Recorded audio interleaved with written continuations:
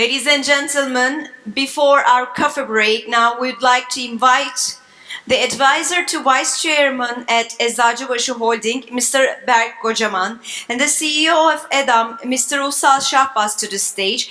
Please give a warm welcome to Berk Kocaman and Ussal Şahbaz.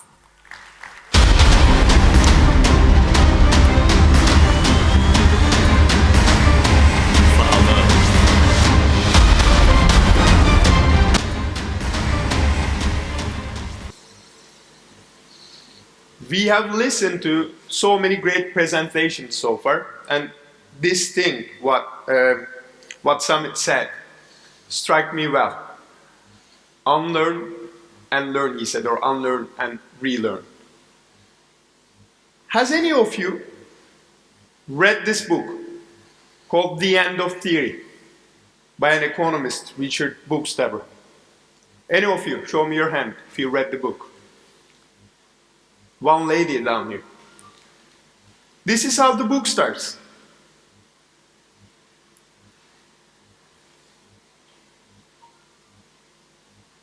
Queen Elizabeth of England asks her subjects, why did no one solve it? And this question was about the 2008 financial crisis. The Great Recession, the so-called Great Recession. Does anyone hear the term Zeitgeist? You did. Speaking German or no? A bit. So, can you explain what Zeit mean and what Geist mean? Oh, no, you can't. You just heard it. That's what we do. We just hear it. Never. Go ahead and explain, sir. I want this session as interactive as possible. Zeit means time. And what Geist mean? Brain. It is spirit. So Zeitgeist means brain. You got closer. I wouldn't accept, but you got close. So Zeitgeist means the spirit of the time. So the defining mood of the time. There are also other terms for Zeitgeist. These are more easy to comprehend. What is the Zeitgeist of the era that we live in? The index number for this World Uncertainty Index is the close history average. And what we get day by day, month by month events is above historical average of uncertainty through many events. So this is the very point where our unlearn and relearn part starts about globalization. So I will show you two graphs here. They might seem a bit hard at the first glance, but it will get easier when we talk over it. Okay, I promise.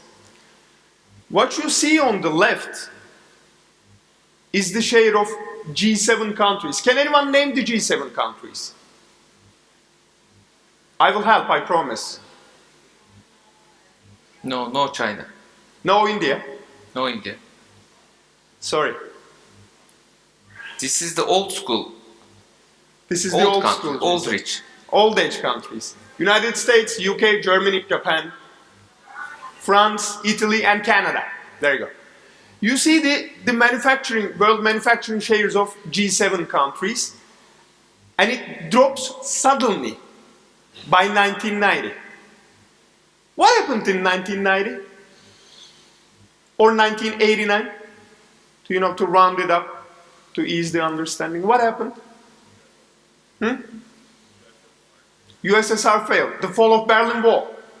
Something happened down in China, the Tiananmen Square massacre. But one more thing happened back in 1990. What happened? Berlin Wall, we already discussed that one.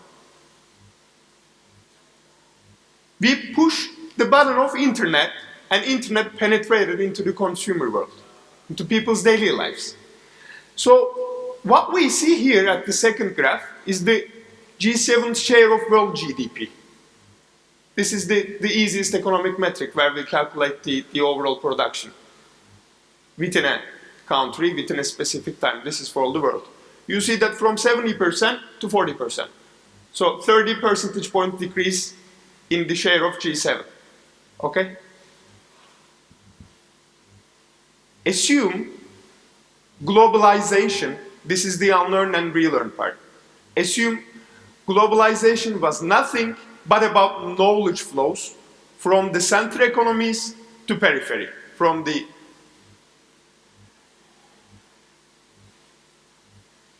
USA, Japan, Germany to Mexico, China, and Poland. And assume this pattern worked in this fashion, where you get high skills and high wages in the headquarter economies, this is the center, and you get low skills and low wages in the periphery economies. When you push the button of internet back in 1990, knowledge flows started to accumulate from the center to the periphery economies, and it worked in this fashion. This is the tide which raised all the boats for us, for Thailand, for India, for China, for Indonesia, or the other Eastern European countries, you name it. But what did it cause? What did this tide cause? Did anyone see this graph before? This is a graph by a great economist called Branko Milanovic. And this gives us a story. On the y-axis, you see the inflation-adjusted increases of wages of people worldwide. And on the x-axis, you see the world in income percentiles. So this part is the bottom 5%, and this part is the top 5%. My story in 3 parts. What you get on the top over this 20 years time horizon is an 80% real increase of the wages in countries like China, India, Turkey, Poland, Indonesia. These are the winners from globalization. Remember the pipelines? There is another winner group of globalization. The so-called top 5% in the world. Warren Buffett, Bill Gates, Jeff Bezos, Eric Schmidt, and you name it. But there is a group of losers in globalization. The middle class and upper-lower class in G7 countries. These are the ones who voted for Brexit. These are the ones who voted for Trump. These are the ones who voted because they demanded change. Because they never got a real wage rise since 1980. What you got? What you got is increase in populism. And when this happened last time, it ended with a great catastrophe where millions of people got killed. So today, we are questioning whether this populism will be reversed or not.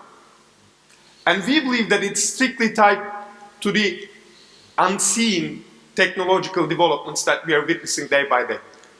Please bear with me, that's a beautiful graph that explains how the innovation is triggered and how it's maintained through time. You see that innovation is triggered here, then it goes through a peak of inflated expectations, where you see that these great concepts are all over, but they're not creating real value.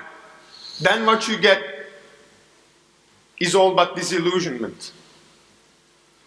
What you have to wait for is these technologies to become productive by time.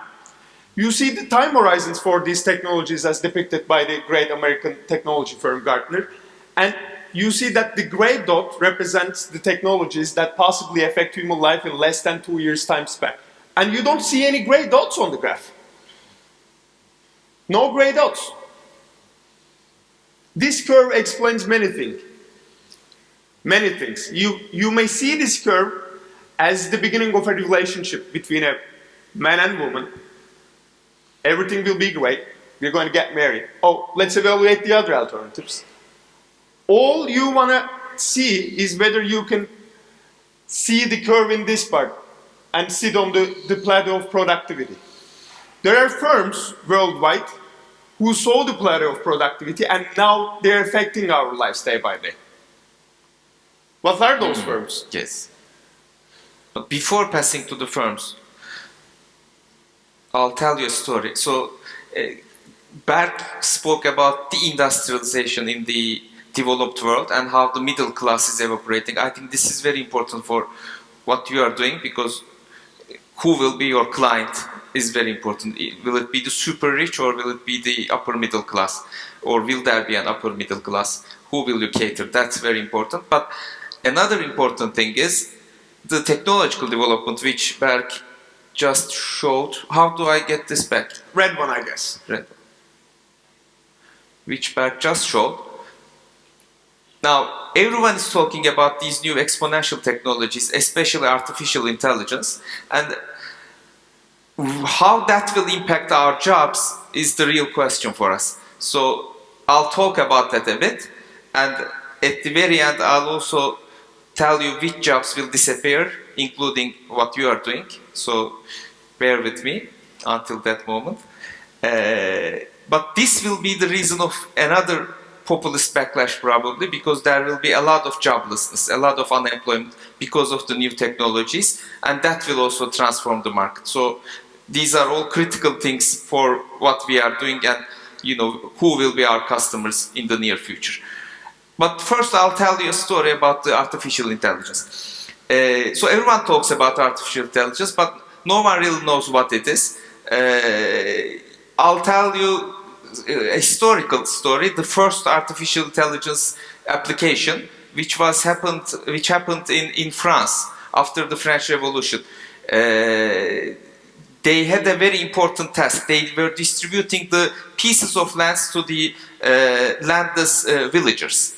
And they called a famous mathematician of those times, Gaspard de Prony, and asked him to calculate the areas of the lands. So to calculate the area, you have the rectangle and you have the height. So you need to apply the trigonometric formulas, which you may remember from the high school times. And he did the first trigonometric tables. What is the sinus of what? What is the cosinus of what? And then he hired 10 barbers. Barbers who became unemployed because their bosses, the aristocrats, no longer had the money. So they sit down to the tables and they just did the calculations, and then they distributed the land to the villagers. Now over time we started to use the computers and we gave them these rules. X plus Y is Z. Do calculate this. Computers do this calculation very fast. And all these manual calculation jobs disappeared. But that's what computers used to do up until 10 years ago. Now, for the last 10 years, we face something else, what we call the machine learning, which is a particular type of artificial intelligence, but which is the most artificial intelligence applications are all about these days. Machine learnings go to the data, checks the data, and establishes the rules. Which means, if I take Berk's face on Facebook, it runs a face recognition algorithm, and then in the next picture it finds Berk and it says, is this Berk, can I tag? Or if you say something to your Siri or to your watch, it understands what you say because those words are already tagged somewhere, and then, are you asking me this? Yes, this is the answer.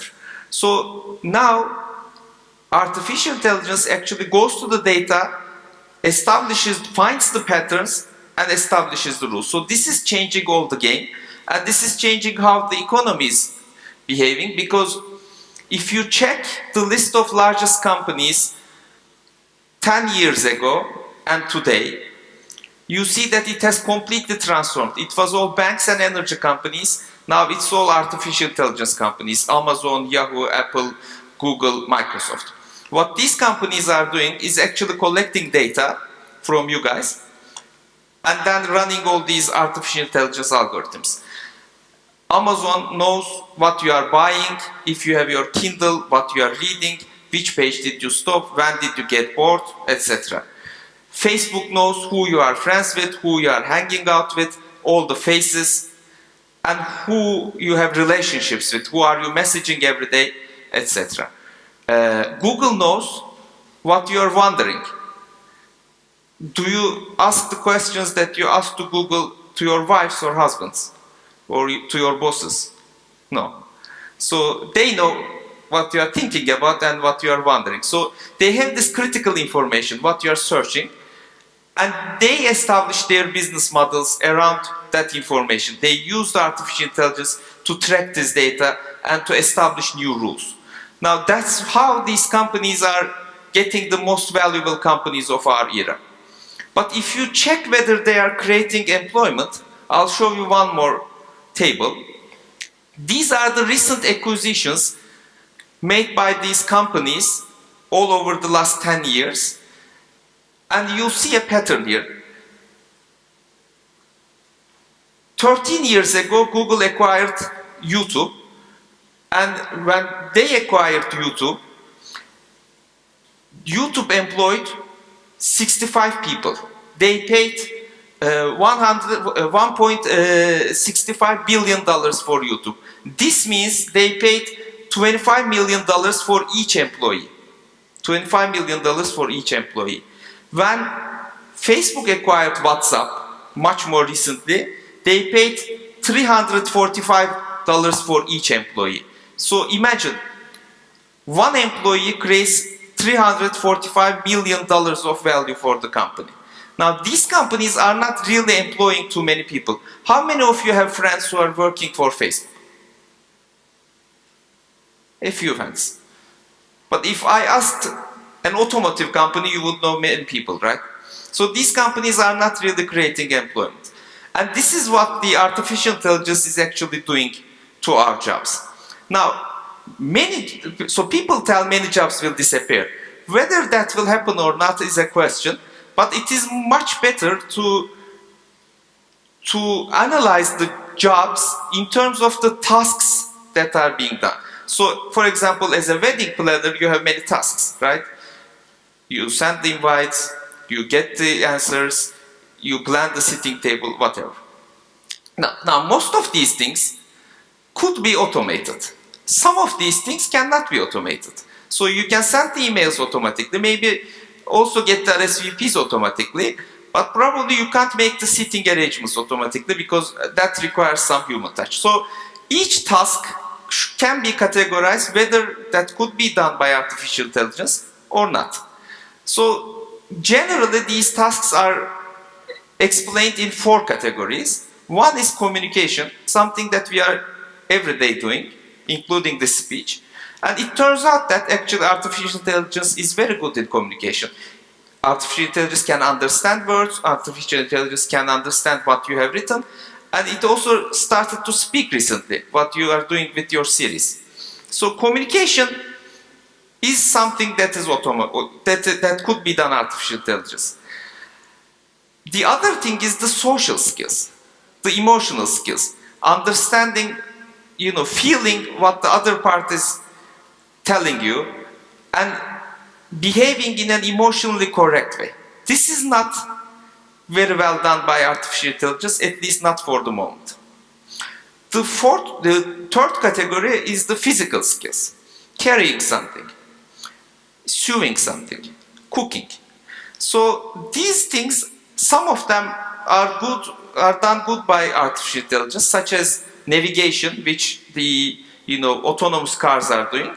But if it requires more fingers, more dexterity, artificial intelligence is not good at that.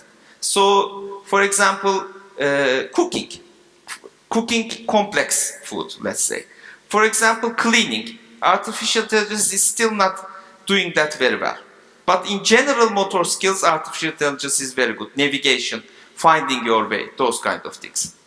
And the last thing is the thinking, cognitive skills. Now, cognitive skills also, if you are looking for patterns, if you are looking for known things, if you are optimizing things, if you are optimizing the food you need to order for an event, that is done very well by artificial intelligence, much quicker and much better than humans. But if you are looking for creative ideas, if you are looking for things to, bring together from different domains, if you are looking for new ways of doing things, that is not very well done by artificial intelligence. So if you look from this perspective of 4 different types of tasks, some of them are good for humans, some of them are good for artificial intelligence. So which brings us to this table. So this is how we categorize different occupations. And I'm coming to what you are doing as well. So the vertical axis is how asocial something and how social something. And the horizontal axis is how much you use your hands and fingers and how much you operate in a structured or unstructured environment. Now, the more social something and the more, for physical jobs, this is for physical jobs, the more social a job is and the more you use your fingers, you are in the safe zone. Who is in the safe zone? For example, the elderly caretakers. It's a completely social job and you have to use your hands. If you are doing this less, if it is an asocial thing and you don't really use your hands, you are in the danger zone. Truck driver. It's completely asocial. No, truck drivers don't socialize with anyone. By the way, nowadays no one wants to be a truck driver. So, it's a very well-paying job. Is it? It's a very well-paying job and secure. And you can also carry things that are illegal and make extra money. So it's a good job source. But it will disappear. Some of the driving jobs will not disappear. So taxi, for example, will disappear slowly. Why? Because they operate in a much more complex environment. They can know the shortcuts. They can speak to people. They can provide other services. So that's a more social job. That will be disrupted as well. I'll come to that. And some of the jobs, like the luxury hotel receptionist or a cafe waiter, these jobs could be done quite well by artificial intelligence, but you always need a human face because you are catering human. Now, these jobs are in a very dangerous zone. Now, I don't think they will be automated soon, but the whole industry that they are operating in could be disrupted. This is what Airbnb is doing to the luxury hotels, for example.